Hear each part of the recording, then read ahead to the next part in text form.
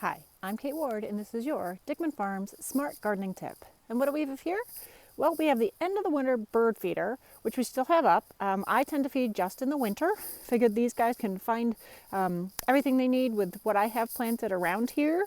Once the winter is over, I just like to help them through, and it's fun to watch them. But the other thing that we have from feeding the birds is this.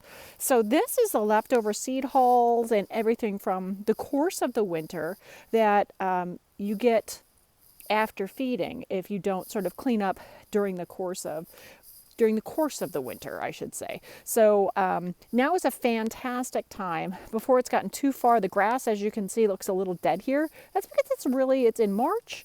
And right here in March, it hasn't started to grow. So it looks kind of terrible, still winter brown. So before it starts all its new soft growth and it gets really wet while it's still a little frozen outside, it's a great time to rake up a lot of this seed.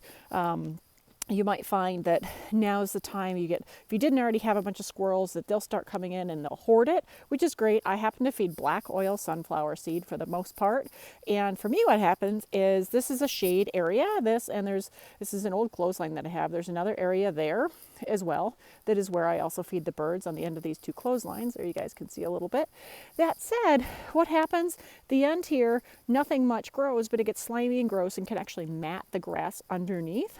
So now you can rake it up, and I compost mine. But if you're just going to say, oh, well, I'll go throw it in the lawn over there. Well, if it were thrown into the lawn where it was sunny, if there were any seeds that were missed, hey, you'd have little sunflowers. So now's a great time to clean up before the grass gets going. If you had a lot of birds, you might see a little bit of dirt where they were really pecking, and it might be a good place to just do some spot reseeding.